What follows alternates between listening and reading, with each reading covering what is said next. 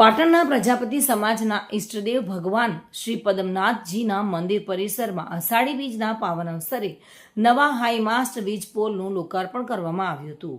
પાટણ નગરપાલિકાના પૂર્વ પ્રમુખ દામિનીબેન હસમુખભાઈ પ્રજાપતિ પરિવારના સૌજન્યથી નિર્માણ પામેલા હાઈમાસ્ટ વીજ પોલને વહેલી સવારે શુભ મુહૂર્તમાં શ્રી પદ્મનાભ મંદિર ટ્રસ્ટને અર્પણ કરવામાં આવ્યું હતું.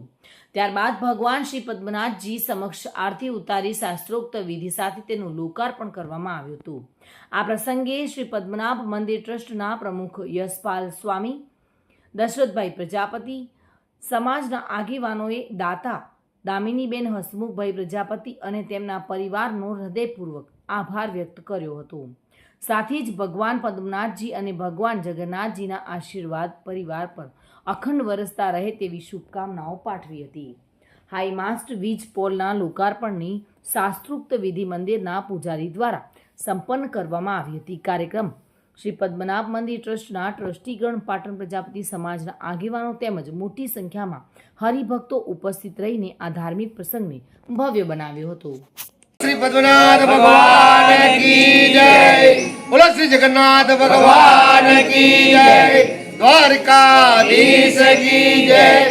આજે અષાઢ સુદ બીજના પવિત્ર દિવસે પાટણના પ્રજાપતિ સમાજના ઈષ્ટદેવ ભગવાન શ્રી પદ્મનાભજીના સાનિધ્યમાં હસમુખભાઈ અને દામિનીબેન પરિવાર તરફથી હાઈમાસ્ટ લાઇટ મૂકવામાં આવી છે. એનું આજે વિધિવત રીતે દાતા પરિવારના હસ્તે આજે અમે ઉદ્ઘાટન કરાવી ગૌરવની આ લાગણી અનુભવી છે.